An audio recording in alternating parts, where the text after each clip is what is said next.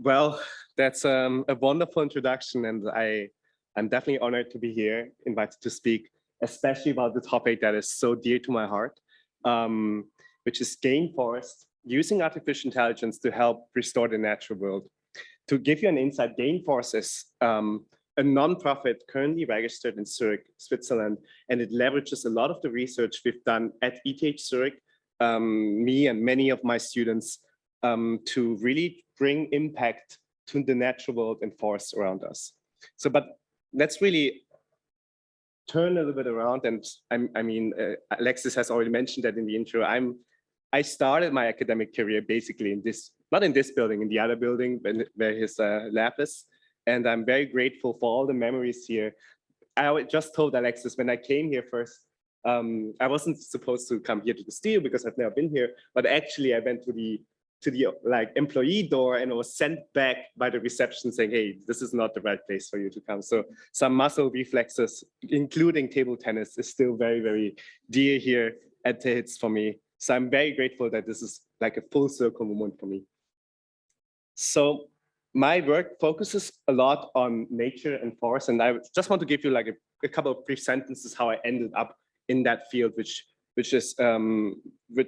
drives me so much. So basically, when I left Alexis Group, pursuing further academic research, I was in the US. I ended up working in a Silicon Valley company, earning some money, but then realizing this is not really what I want. I really want to have some more impact, something that touches more people's lives with like the field of machine learning, which back then was currently developing in. And just by chance, I was attending back in 2017 a hackathon, a crazy hackathon saying, okay, how can technology, machine learning and blockchain technology, how can it help solve the climate crisis? And it was hosted by the United Nations COP 24 back then in Bonn, so the climate conference. And I was like, okay, this is such a hype topic. There can't be anything that is actually useful for it, or can it? And then we actually looked at some of the topics, and one of the topics that was discussed was forests.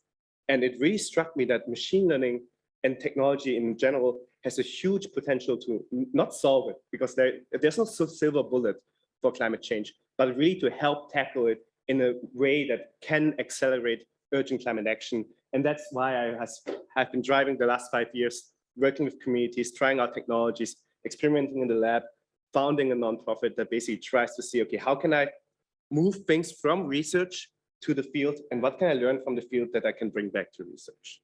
So with that, I want to just give you a quick overview of what this talk is going to be about. So first of all, this talk is designed for everyone, anyone who even doesn't know about climate change. Hopefully there's not a lot of people anymore. But basically, I'll give a quick introduction of why forest and land use is so important to climate change and what's the link. Then I would talk about how currently our policy leaders and makers and decision makers are using what we call nature-based solutions to tackle climate change. What are the current methodologies? How is it implemented in policies? Then finally, the topic of the day is how artificial intelligence can help basically drive and support policymakers in urgent climate action. And lastly, of course, nothing is free lunch. So you're going to have opportunities, you're going to have limitations. And I will end up with a small demo of the system, which is Gainforest, which we've built over the last 5 years. So, but really before all of that, I really want you to just arrive for a moment and sit down, close your eyes, and listen to the sounds of forest and nature and imagine nature. What do you think when you hear these sounds?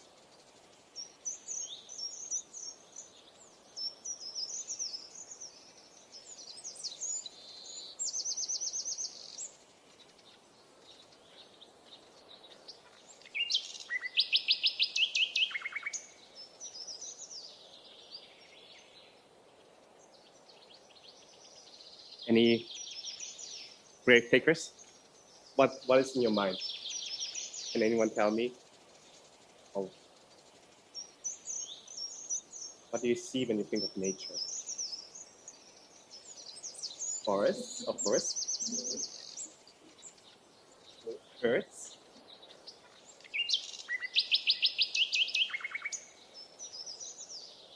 When I think of it as well, so I spent the last 5 years in Switzerland doing my PhD. I think of mountain lakes, clear water, and the feeling that you had by closing your eyes and listening to these sounds, this tranquility, is very natural to us human beings because we literally co-evolve with forests, right? So forests are really an essential part for us. It brings us well-being, it brings us joy, and nature is essential for human existence and good quality of life. Most of nature's contributions to people are not fully replaceable, and some of them are irreplaceable. That's a statement from the Intergovernmental Science Policy Platform on Biodiversity and Ecosystem Services, which is basically the highest level of biodiversity policy recommendation to the United Nations, right? And one of the reasons why I gave this exercise, there are two reasons, the second one is coming later, is to really show you that when we talk about forests and nature, we often talk about it nowadays with climate change as a focus because of carbon, right? Because it stores carbon in its wood, and it's one of the cheapest ways to basically remove carbon from the atmosphere, which is very dangerous for our planet. But really what I want to show you here with this small exercise is that nature and forest is much more than just carbon storage. It basically is split up in 4 different parts: supporting, provisioning, cultural, and regulating. What you just experienced, for example, is cultural. Like the forest, especially in Germany, has a really huge importance. It's inspired many thinkers and writers to really develop a lot of wonderful books and philosophies. And of course, for biodiversity, it has a supporting mechanism, it has a provisioning mechanism for communities, and it has a regulating mechanism. It gives us pure water, it controls flooding, it has fresh air when you walk into the forest. So really, if you think about nature, don't forget all the other parts of the pie besides storing carbon. But the carbon part is really important. I want to just briefly mention how nature is storing carbon. So basically, much of the carbon is stored actually in the soil, the carbon itself. But much of the carbon that is stored in the soil is hard to measure currently. And when we talk about carbon offsets, carbon credits, for example, offsetting your emissions, we try to measure the carbon on the top, which is the wood from the forest, from the tree, because when the tree grows, it uses carbon CO2, removes CO, and puts the C inside the bark and grows further and further. And that's how it stores it, basically. And several different kind of ecosystems store different kind of amounts of carbon. So that's why we are, for example, very, very interested in rainforests, because it stores, these trees are getting really large. So it stores a lot of that in the above ground biomass. While, for example, wetlands, it doesn't have a lot of like trees coming up, but the soil is very like humid and fertile, that it stores a lot of carbon in the soil. So understanding the importance now of nature, it breaks my heart always to see the side images of the destruction of nature. And in fact, if you read the policy report that was given out by 2019 from the same platform, it states that the natural world is deteriorating in rates unparalleled in human history right now. And it's very clear to just look at the side images from Brazil here. This is Mato Grosso. The expansion of agricultural farms have been cutting down forests at a massive scale. We actually, as humanity, has grown from 10,000 years ago, where all our world was half forest and half grassland, wild grassland. We have at now, like back 2022 actually, cut half of the world's forest, and it became grazing land for agriculture. And that forest destruction is very unequal. Basically what you see is that much of the forest destruction was happening in the global north, in the temperate forest areas, Europe and North America in the beginnings of the industrialization. But nowadays, huge destructions are taking place in the global south with rainforests in Amazon, the Congo Basin, and the rainforest in Indonesia, which was many, many years ago, actually one of the largest rainforests in the world, and is reduced to much less than 50% of what it used to be. Deforestation, because we now understand that the bark stores so much carbon, we have to imagine that this is great, of course, from the one side that it could potentially remove the carbon from the atmosphere, but all that years it takes the tree to basically do photosynthesis, to basically beat physics and store that carbon in the wood, can be relinquished in 1 second by burning the whole tree. Because at the moment you burn the whole tree, all of the stored carbon explodes like a carbon bomb. And it so much so explodes such that when we look at the deforestation, tropical deforestation alone, let's just take tropical deforestation alone. Tropical deforestation would be a country in its emission. It would be the third largest country emission-wise, right after China and the US. It's that much of CO2 that is stored in that area and that is burned yearly, annually. And in fact, it's 18% of global anthropogenic emissions can be contributed to land use change and deforestation. And the reason is, again, as I said, this happens because all of the carbon that is stored in the forest is getting released. This is normally, if you have a big forest, there's a and the trees are not growing anymore, right? You have some kind of an equilibrium where it has photosynthesis, takes the CO2 in, and then you have above ground respiration at night where basically the same amount gets out again. When the trees are growing, it stores, but then when you, of course, burn it off, the equation must still hold, and then all of the biomass burning goes into the atmosphere. And it doesn't have to be deforestation. Much of the parts, which is very challenging, for example, for machine learning later on to see, is actually that in the middle here. We are just destroying forests, degrading it in a sense that we cannot see it from satellite as a clear cut, but the health is just deteriorating. You can see the leaves falling off. You can see the smell of rotten biomass. That already provides a lot of emissions output that is definitely not the equilibrium anymore, and definitely contributes to our warming planet. The drivers of forest loss, just to give you like an understanding, what is it that makes humans cut forests? 27% is clear-cut deforestation. These are satellite images, so you can see how it looks like from a keyboard monitor. 1% is urbanization, so the cities that we grew is only taking a very, very small part. Shifting agriculture, so basically timber production and like rotating wood production is causing 24%, as well as forest products as well. And wildfires, a huge part, 23%. You've seen maybe the news in California where like just recently we have huge wildfires, which basically destroys a lot of the carbon offset benefits they had planted in these trees like for the last decade. So the destruction of nature, that's an important note I want to also mention, is not just linked to climate change, because climate change is actually only one side of another crisis which we're facing right now. The destruction of nature is deeply linked to many planetary emergencies. One is the crisis of biodiversity. We've been losing many, many species because of the destruction of forests and habitats, because 80% of all biodiversity on land lives in forest areas. So for example, the Bornean orangutan population have declined by more than 50%, which is exactly the rate Borneo has been cutting down its forests over the last 60 years. And I want to also emphasize, and this will be a key theme of this talk, the role of humans. It's a crisis for indigenous people because 500 million people still rely for forests, not just for their livelihoods, but it's literally their home. It's where their ancestors grew up, and it's where their children are born and grow up, and all the wisdom is stored in. And you can see all the red thing here, which basically spreads into the Amazon rainforest. The yellow territory is the territory of the Kayapo indigenous people, which have been living there ever since recorded history and before. And the red territory is basically the red marked things are what we call the deforestation frontier, spreading from Cerrado into the Amazon rainforest. And you can see that their territory is literally, you can see it from a satellite image, looks like a green island because they've been protecting it from illegal loggers from a lot of pressure, but with a huge cost of human lives.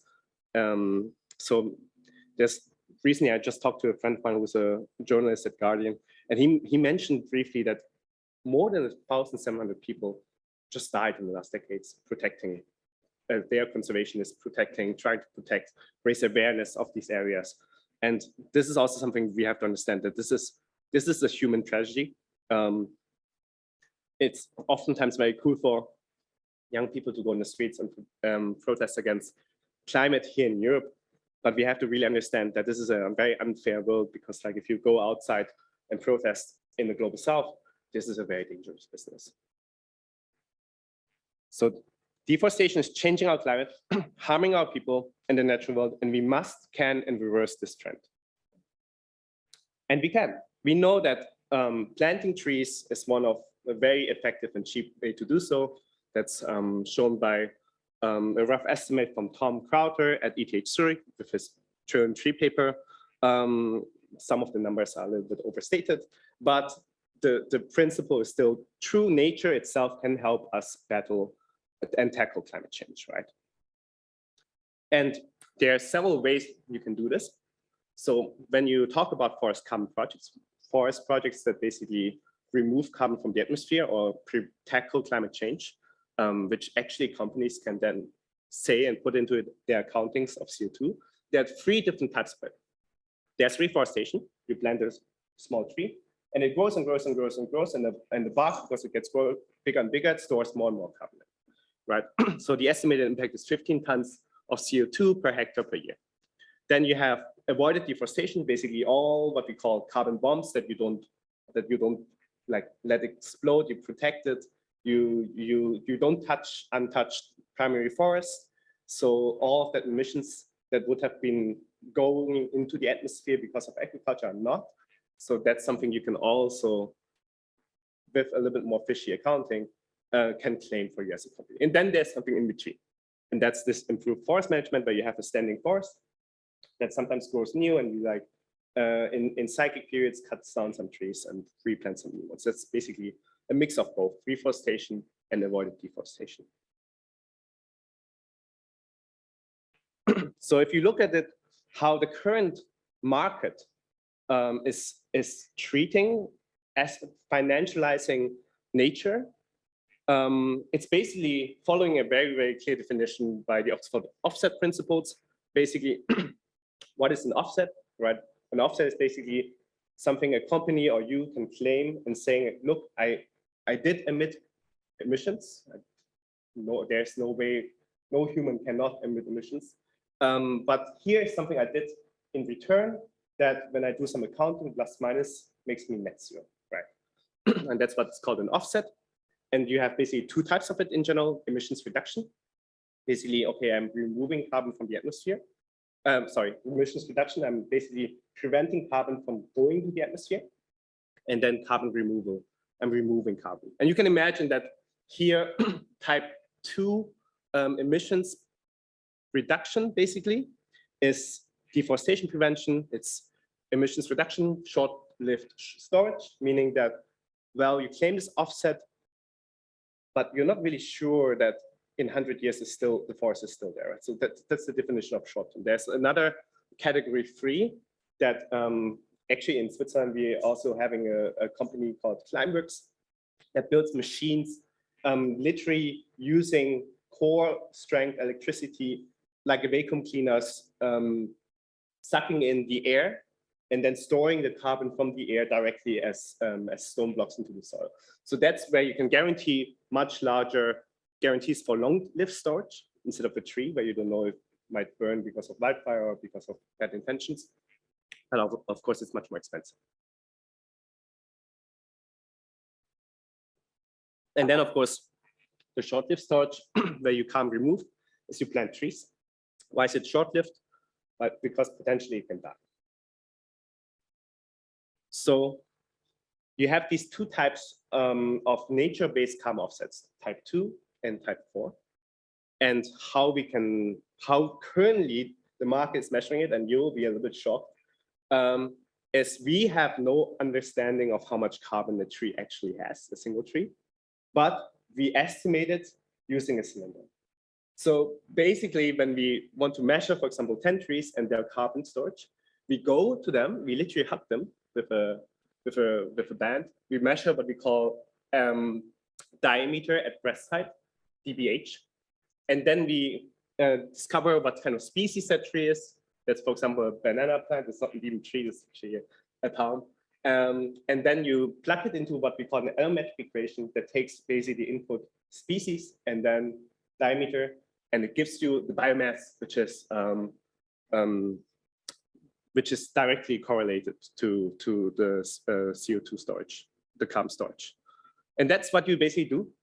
So that's if you want to claim all of that money from like investors and like corporates, this is a project site in the Philippines that we asked them to do exactly this process. You see, you just measure the trees, and you can see this is not as simple as it is in the textbooks because trees are not cylinders, right? Like for example, Sweet, the name of the Philippine girl, she was standing on this right side because she was able to like measure all these trees, which has a diameter of like 20 centimeters, but like she was standing on this one and like looking like, I don't know what to do. Is this one tree? Is this two trees? And I cannot even hug this, right? It's too huge. So you can see also the mud, it's very, very hard to access these areas. It's very dangerous. This is a mangrove site in the Philippines where in order to access it, you have to wait for certain types of days where there are no alligators going into the area. So it's definitely not the safest way, and it's also definitely not the most accurate way. And we need to monitor that because when you basically invest in trees, many of these high-profile restoration projects, they actually fail. For example, there's this Guinness World Record in most trees ever planted. In 1 hour, it's 1 million trees in the Philippines, actually, a mangrove. A mangrove is very simple to plant because you can just stuck it in the mud. Like you just throw it in the mud and then you can count it as 1 tree, 1 tree, 1 tree, 1 tree. So if you see someone saying you can plant a tree for less than like $1, that's how they do it. And then, of course, a couple of years later, there was a Yale environment study saying, okay, how much of these mangroves actually survived? It turned out that fewer than 2% of these mangroves actually survived. And I mean, that's just not acceptable because it wastes money, waste of trust from donors, investors, and also is just not a very efficient way to tackle climate change, right? When most of the trees you're planting are not growing and dying.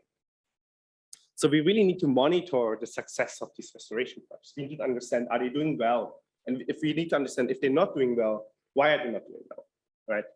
And then, of course, we have the problem of, okay, what happens if this tree is like getting cut down maybe 20 years before I was promising that it was cut down? So usually a carbon offset promises 30 to 100 years. So you buy a tree or you plant a tree, and then this offset says, okay, I'm assuming this tree is living for 30 to 100 years, and this is how much carbon is basically into my accounting, right? Which is very, very likely not the case because of climate change. Sometimes a wildfire can happen. What happens then? Are we still counting the couple of years that it was still there? Then doing some kind of like exponential decline to account for the rest? Or how do we do that? There's no really proper measurement for this. We basically don't expect it to be burned down. So this is the first one, verification. And the second one is permanence. How do we evaluate these projects' permanence? The third one is additionality. So when you invest in carbon offset projects, some areas of nature are much more worth than other areas of nature. And you can see this, for example, in the avoided emissions reduction offsets, number 2, where you have A, B, and C, and you can have a feeling, okay, is A really, really important to protect? Or is it better to protect B or C, right? Because you can see the urgency comes from the pressure of human agricultural areas as well as proximity to easy access for transport of wood, for example, this river. But it also really, really depends a lot on circumstances and policies. For example, when you just look at this, you would think maybe C is the most urgent one to protect, right?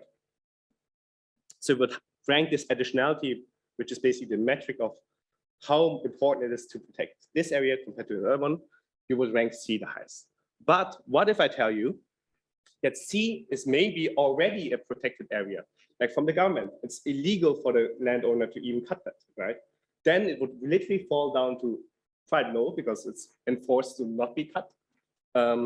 And what happened around it is basically what we call leakage. The landowner is not allowed to cut C, so it cuts all the areas around, right? And that's another problem we have when we protect forests. When you protect forests, right, but you allow like a small gap, like a street next to the forest that's not protected, then like a very clever search algorithm, humanity just cuts around it, and you don't like prevent deforestation. It's basically just leaked out to the around area. So that's another huge problem that is very hard to tackle. And the last one, where people can cheat a lot, is in order to calculate the carbon offset, you need to have a baseline you compare it to. If you say reduced emissions, right? Reduced emissions compared to what? Compared to zero? Because in some areas, it's impossible to have zeros because you're, for example, fighting against illegal land invasion, right?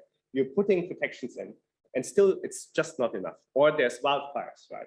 So you need to have something we call a counterfactual, like what would have happened if the money would not have flown in, right? And usually when you apply for carbon credits, many projects just take the historic average deforestation from the past and just say, look, this is what would have happened. And look, this is what we're doing now. So you give me these credits, the difference between my project and the baseline. And you can imagine in so many ways, and it already happened, where these projects are cheating on this. Should I answer the questions now? Or I think there's some text. I'll just move it to the end. So I want to listen again. This time, this is another forest. It's just a couple feet next to the original forest you just listened to.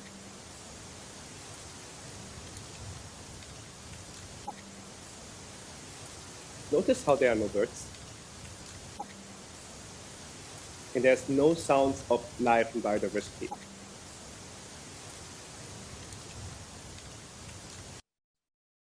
And that is because this forest, compared to the other forest, is a monoculture. So it's basically one tree planted only for the sake of storing carbon. And monocultures have this intriguing pattern when you look at satellite images that looks like a kind of a carpet, because it's all so similar. But when you do this, this is not how nature evolves, right? Like this is, for example, a eucalyptus plantation. And eucalyptus is a plant, a tree that is very, very toxic with its leaves. Only the koala can eat it. But when the leaves are like falling down to the ground, it prevents other plants from growing up, right? It's like an evolutionary mechanism it has. And so by doing so, by planting just eucalyptus, which is one of the fastest growing trees, so it's great for wood, great for carbon, you basically rob it from biodiversity and all the other basic contributions nature has, right? So carbon credits without safeguards can harm climate environment. And it's been shown that these monocultures are very easy to burn off. They lack everything else. They don't have any cultural value. They don't inspire us. And that's one of the reasons why it's really, really important to understand nature is not just carbon, right? Nature is not just a carbon offset. Nature is so much more, and we are just lacking ways of measuring it. And how the voluntary carbon market right now works is basically we have these standards. We want to monitor, right? So you have a standard, you say, okay, this is a methodology, how you monitor your area. You pay, the project developer fills in 30 to 100 pages of paperwork to just apply for their projects to be certified to get a carbon offset. Then what happens is they usually have to hire a third party to monitor the area. And then they are not selling their own credits after it's been issued. They usually go for brokers, traders, and retailers that buy their credits and sell it for more, right? It's like a whole market scheme. And then the end buyer could be, for example, SAP or like Shell. Shell buys actually 20% of all carbon credits, just buys it from the brokers and traders. And this market that's supposed to empower conservation people and people who protect nature is actually, if you look at the pie of how much money goes actually into the land, into the project costs, is roughly 30%. The other pie parts, if you basically donate in offsets, 23% goes to the broker, people like South Pole. 15% goes into 15 to 25% goes into validation and verification. So the monitoring people that monitors and basically checks it, and a little bit goes into bank and the landowner who basically owns the land, right? So really, that's a huge chunk that goes away for conservation, actual conservation. And it goes into third parties, goes oftentimes into companies that are located and situated in the global north compared to the global south. And that's why when you actually Google a lot of these carbon offset schemes and projects, not a lot of resources are in Spanish, right? They are mostly in English. And most of the nature, which is really important to protect friendly, is, for example, in Latin America, it's in Congo, it's in Indonesia, but there's lack a huge lack of resources, and that's symptomatic for what we see here. So really this third-party monitoring, reporting, verification, this is really expensive. You might have a feeling why, because like you usually have to go in, measure a bunch of trees, thousands of trees, and then you have to calculate the above ground biomass. You have to do it every couple of years. So when you basically want to know the price, it's roughly $300 per hectare. And you can imagine that that money is literally preventing small landowners to even access this market. All these carbon offset projects you will see, and I will show you later on a couple of them, are huge mega projects that are storing, like it's the size of a whole country sometimes, that is storing forests that is usually owned by either the government or by very rich large companies based in Indonesia, Singapore, that is basically doing this as a side business. You will have a look later when I show you the satellite images. So that's the main problem. I want to focus the next part of my talk on basically that these payments require this monitoring, reporting, verification, that we have a lot of money promised for these communities, but it's just very hard to get that money to them, right? Their slow performance measuring is really expensive. It just makes all of these funds inaccessible to these local communities. So there's, for example, RED+, which is the United Nations Fund for Preventing Deforestation and Degradation. Roughly $25 billion is a huge fund. But for example, Indonesia has been applying for that, and it took them 10 to 12 years of paperwork until they got the money sent to them. So would you really like work on a job where you're not sure if you're getting paid like in 5 years or 10 years? I'm not sure. So it's really like not a nice thing to protect forests when you're not even sure that you're getting rewarded for this. So how can artificial intelligence help? How can machines help with that, right? So what I wanted to show and hopefully emphasize in the first part of this talk is that we really cannot value what we cannot measure. And we are failing to capture all of nature's contributions, things besides carbon, biodiversity, clean air, anything. And I argue that machine learning and artificial intelligence can help us understand the whole picture of nature, or can help us contribute towards the understanding of that. It can help us understand the location, the health, the ecological value of nature and biodiversity at scale, and ensure that these metrics are reflected in policy, finance, and decision-making. So how does machine learning do it? Well, the answer is always data, and especially it is the explosion of multimodal environmental data. So we have data that is field-based, as you've seen, right? People measuring trees by hand, but we also have a revolution with satellite data. Every single day, we basically get one satellite picture at a resolution of 3 meters per pixel for commercial providers like Planet, but we get them also for free, for example, with Sentinel-2 every 12 days. So we have more satellite data than we can even work with, right? It's humongous. And then we have cheaper and cheaper and cheaper drones that allows people to even capture more high resolution imagery if needed, as well as a revolution in genomic monitoring. eDNA methods have been exploring and capturing a lot of information just by sampling water and soil. And this is something I will probably not discuss in detail in this talk, but we are also looking into that. And machine learning is uniquely positioned due to its fact that it can learn intrinsic representations to fuse all these modalities into an algorithm and provide us with novel opportunities and challenges and insights. So really, like, this is where we believe the benefit of AI can help us. It basically help us fuse all of these different kind of representative data sources into one decision-making output. So just quickly, like an overview of where machine learning could be applied. So if you're like a landowner, and again, you want to protect this, steward this forest site, you traditionally have to pay this third-party certifier to measure your area, right? Like this field data, and then gets reported, and then the stakeholders, the donors, they're gonna send you money. So how machine learning could help here is it can provide a third string of data to value. So it can leverage remote sensing to do deforestation forecasting, estimating additionality. It can do land cover classification, very simple, forest or not, or What is even the driver of deforestation? Is that like legal cutting? Is that illegal cutting? Is that gold mining? You have species identification that people are trying out with what kind of species of tree that is in the middle of the rainforest, and carbon estimation, of course, right? That's where the big bucks are, and that's where a lot of like startups are looking into right now. And then the second part machine learning can help is it can empower the data collection on the ground much faster.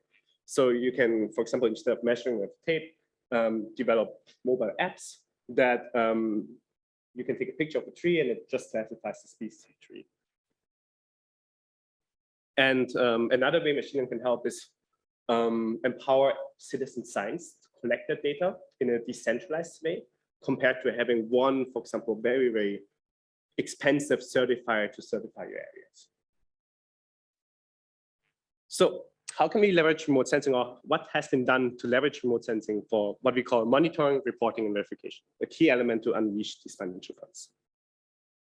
Well, we use these multimodal imagery sources. So we don't have just one satellite, we have many satellites, and many of these satellites are measuring different kind of things with different kind of resolutions. For example, this is an area in Brazil with 2 satellite images next to each other.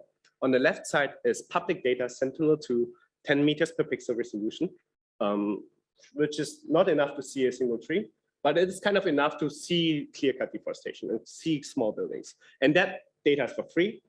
It's accessible. It's governed by the European Space Agency, and it's really powerful. On the right, you have commercial providers, like commercial companies that provide data at a much higher resolution. Here, this is 3 meters per pixel, Planet Labs.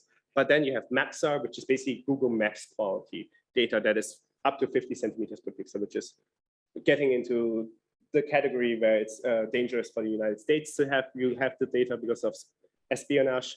So, but that data is also available in theory. And these are all different kind of resolutions. And then basically one of the tasks of machine learning is, okay, how can we fuse them all together? Are we just downsampling one, overlaying one? What's the best way? Right.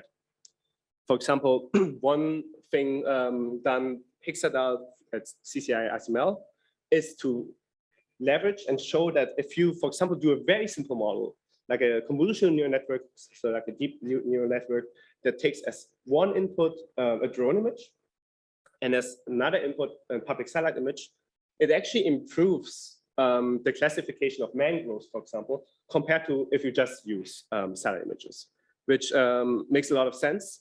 But it helps to basically find the way it's overlaying the information instead of like just having a fixed algorithm of the downsampling. It just learns a good way to basically combine and fuse these 2 data layers together and gives you a much better classification. And mangrove classification is, for example, very important because mangroves as a species store up to 10 times more carbon than the normal tree.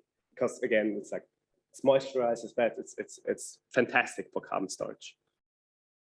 The challenge, of course, when you do this is, well, someone has to label that it's a mangrove. So much of the satellite data you have is unlabeled. It's just a picture. So much of the power of currently machine learning comes from the fact that we have pictures and we have labels for each pictures. And that is usually really hard to get. So that's where one of the limitations lies in this approach. We can also fuse image data with tabular data. So this is work done by Jeremy Ivan and Sheng, also at the same conference.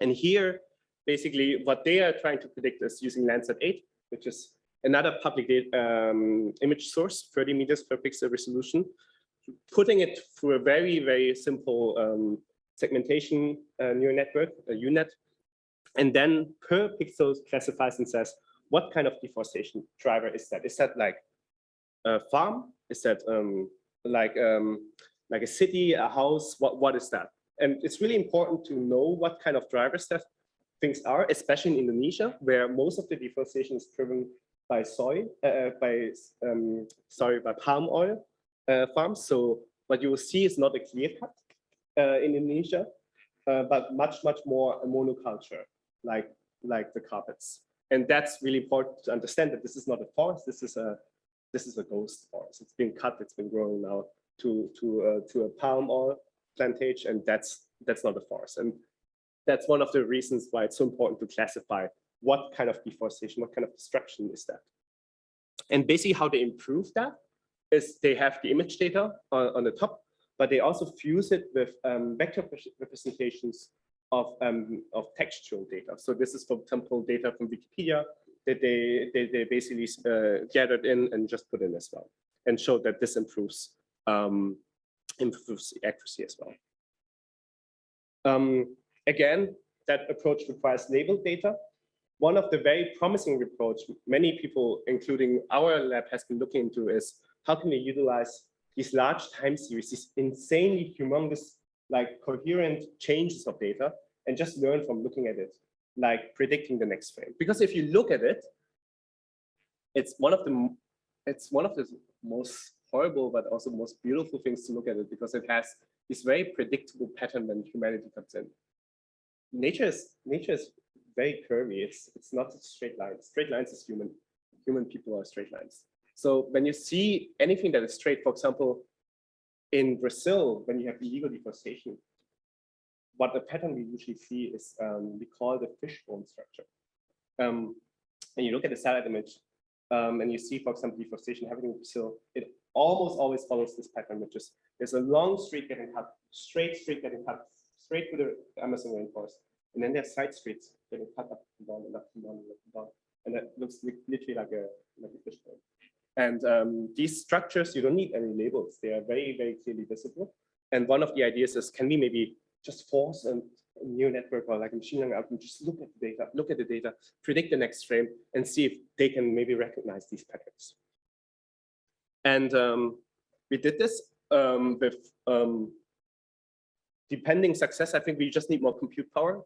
So my solution is always more compute and more data. But here, for example, we trained it without any labels on a Landsat time series on the top. And then on the bottom, we have the, on the top is the ground truth of forest loss, where we can predict, okay, what's gonna get cut next. And on the bottom, we're predicting what's gonna cut next. And the top is the real cutting, right? So we're basically forecasting the changes of forests. And we basically want to understand without fixed temporal steps, is the pattern where it gets cut very similar to how a human would cut? And in many ways, the algorithm is a little bit more intensive and extreme, but it follows very, very strong, clear, similar patterns in that way, we believe. And last part where machine learning can also help in the more remote sensing part is this baseline. This baseline is usually, and I will show you later, a wonderful way to get you more carbon credits, because no one can argue about the counterfactual. You can always say as a project developer, well, you cannot prove that this would not have happened. Right? With machine learning, you can. So, and basically what you would do is basically you would try to causally, you use causal reasoning, and you try to find out from your project area, instead of relying on the project developer to give you an area where this serves as the baseline, and this area could, for example, be surrounding a city. You look actually at more similar pixels that you can compare it with, and then create this synthetic baseline, which we call the synthetic control, one of the ways to do causal reasoning, using these similarity pixels instead of like having a human assigning a custom baseline. And then this would prevent cheating. The problem is, of course, what is a good metric of similarity, right? Is it just ecological similarity? Is it close to the road? Is it the colors of the pixel? Are they similar? What features should we consider? And this is completely open research. There has like almost no work been published in that area. And we believe this is one of the areas where I think a lot of work can be very beneficial. And it's also a wonderful way to use causality if you're interested in this. Moving one step lower. So we discussed a little bit the remote sensing part, how it could help. Now let's look a little bit about how we can empower field data collection. So this is an app we built at ETH Zürich together with the Crowder Lab, which tackles directly the challenge of measuring the tree with the diameter, because sometimes the problem is like when you measure the tree, you don't just measure the diameter at first time. You also need the smart person who knows every single tree by name. So the forest expert, he can tell you this is this tree, this is this tree, this is this tree, because you need, again, that second information to put into your elementary equation. And what we built is basically we collected 60,000 images of trees, where someone just hold a credit card in front, take a picture and measure. And then from it's not even machine learning, it's just simple like geometry. From the credit card, which is a standardized size, towards the bark, we can estimate the diameter. And then the bark texture itself gives us a good sense of what kind of potential species that is actually. The problem here is that these models, if they want to be really, really useful, have to run on the ground at low costs, right? So because oftentimes when you go into the rainforest, these countries don't have like super high performance mobile phones, and also there's no connection, right? So these models need to be small enough that they run very efficiently on these phones to be transported in, and collecting data is still very tedious. Another way to do it is to fly a drone up. This is work done by Björn Lytjens and me as a collaboration, and seeing, okay, can maybe a drone image allow us to detect open and closed canopy? Basically, open canopy is an image where you can see the canopy of a tree without its bordering other trees. So you can basically dissect it and say, okay, this is this tree. Closed canopy, it's really impossible, basically, as a human being. Even if you look at that image, you cannot really say, okay, where is one tree standing, where's the other tree standing? But machine learning is really good at, and that's what we showed in a small example, to really detect these open canopy trees, and then estimate also how big the canopy width that could be. But you can only do this currently with very, very high resolution. So this is something, for example, which is very limiting towards Sentinel-2, where you cannot see any canopies. But when you can see the texture of trees, that helps a lot to detect the tree. And there's even more when you want to go to the drone area. So this is research done by my collaborator, Professor Stefano Minchev. Basically, okay, if you really don't want to go into the area forest and you want to still monitor, let's say, acoustic data, drones are able to nowadays approach a branch, for example, attach a sensor into it, move it away, even though at very, very low proximity and distance. But this is something we're right now exploring for a competition called the X Prize Rainforest, which I will later briefly mention a little bit, where the challenge is to not even enter the forest, but to just have like technology sample data for you. Oh, okay. Again, it's my passionate topic, so I'm sorry. Let's wrap it up and say, okay, wow, it sounds really great. Machine learning can solve everything. So why don't we just replace human? Well, I argue here to be very careful not to do this. And basically, what we did here in one study is to show that machine learning itself, as promising it is, remote sensing, it has huge biases, has huge limitations, and this reflects very, very costly in nature. So we all know about artificial intelligence and its biases. And to test this out, for example, we did one experiment where we sampled every single tree in Ecuador in 6 sites, which resulted in 4,663 trees, small areas, 0.5 hectares. And then we calculated the actual carbon in it, right? And we know that it's true because we sampled all the trees with this allometric equation. So now we are asking, okay, how good are currently satellite-based predictions for these areas which we just collected, right? We chose Global Forest Watch, which is the most common used forest data product provider in the world. And we showcased this work by Giri, a former student of mine, fantastic work, showing that basically this algorithm currently is overestimating all 6 sites up to a factor of 10 times when it comes to carbon estimation. So really, this is not a very good sign to start with if we are having this bias. And it gets even worse when we basically look at more of these forest plots that have been collected in the past. We actually see this red line is perfect accuracy. And then everything which is above and everything which is below is over and underestimation of the carbon.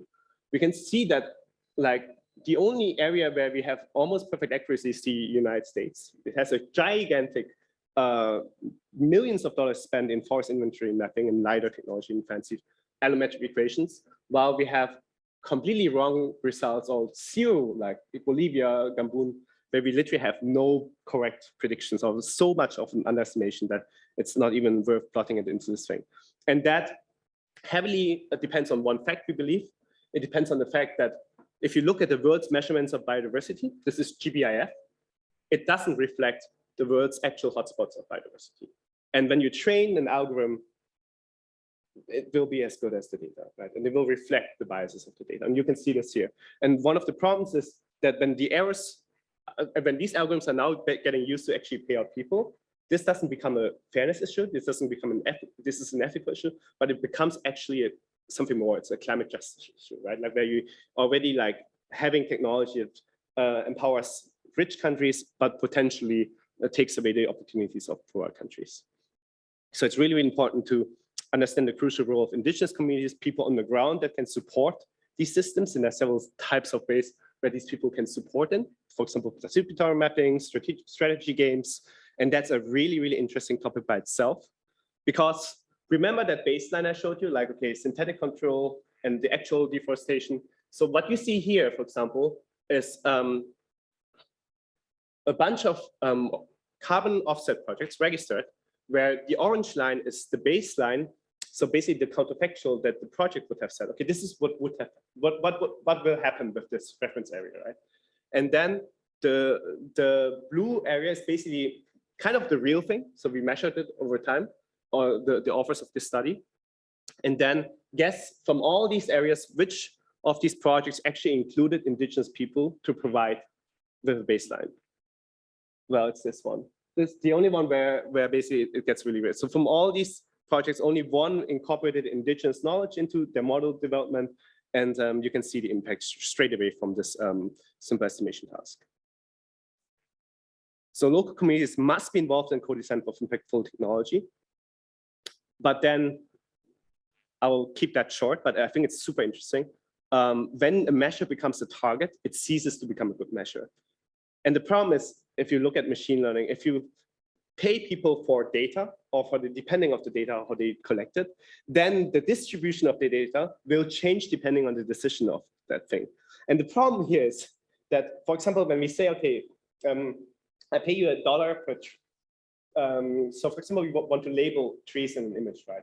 And then you can pay them either per image or per hour. If you pay them per hour, they will spend a long time with an image.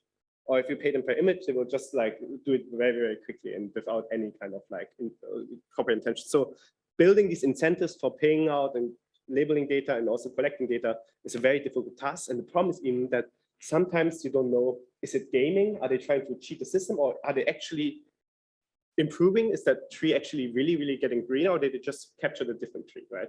And this requires an understanding of what are failures of the system when you pay people for data, and what are actual improvements that you can measure. And one quick thing we did, for example, we are working with a company that does crowd droning. Super interesting. They paid local people to submit drone images. So you don't have any control, it's completely decentralized. But then that opens up, of course, possibilities of untruthfully reported drone imagery. And we in this paper, we modeled, for example, cheating in 3 different ways: wrong time, for example, wrong location, or even a Photoshop modified image. And then you have this true image, and we want to prevent the cheatings, right? And one of the beautiful ways now where the fusing of the data can prevent this is, for example, to say, well, we cannot really rely on the citizen droning, but we can assume that the satellite data is kind of truthful, or otherwise NASA or ESA must have been hacked, right? So you can kind of trickle down trust from the lower resolution data into the high resolution data. And that's what we tried here in this paper, where basically build a model classifier to predict, is this the same data or is this a different data, right? And we showed that when you do this with metric learning, it actually is able to sufficiently split these 2 distributions. And that's actually an algorithm we're right now using to verify and check citizen droning quite effectively. It's not perfect, but it helps us like give us like alert systems in case something is going wrong. Yeah, so data is labor, data is people, and paying for data collection really allows local communities to benefit from the digital economy and preserve nature. but we also have to be very, very careful when it comes to that. And I want to maybe cut it and end this talk here by showing you the faces of the data collectors and the data originators. Because when you look at the data points, for example, that is collected, it's not just a data point, and we have to appreciate this. I think this is something which machine learning and artificial intelligence a little bit lacks, which is humility. Humility towards the data originators and humility towards how data is generated. Because right now we're just looking at oftentimes as a statistical distribution, but it is actually a human created distribution. For example, here is, I will not try to pronounce names. These are members of the Kayapu tribe, which have been collecting wildlife cam data for our nonprofit.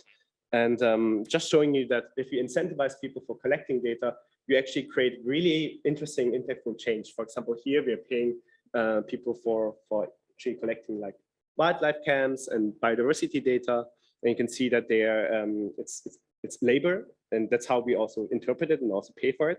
And it also inspires the next generation of these indigenous people, for example, to look into new technologies and see how they can maybe fit into their old ways.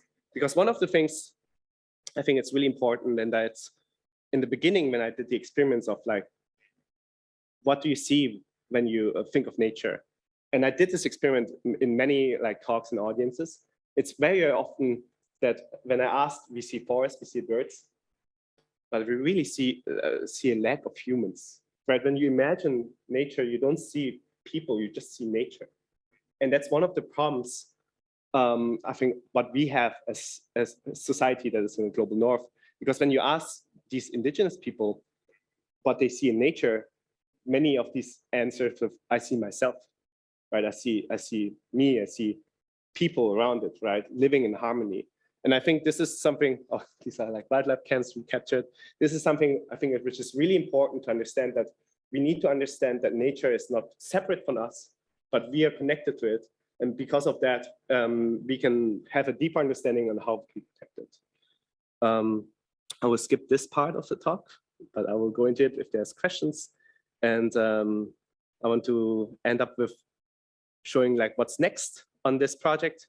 So we are competing right now at ETH Zürich in the $10 million X Prize Rainforest, where we are currently a semi-finalist, one of 15 teams in the world, where we're trying out these crazy things like wildlife cam, fusing modalities, having this drone attaching a sensor on a branch.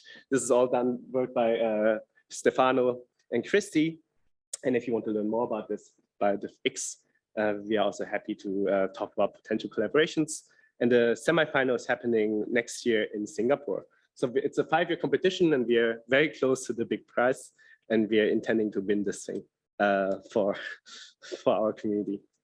And my nonprofit, Gainforest, which if the questions are interested, I can also talk a little bit about this.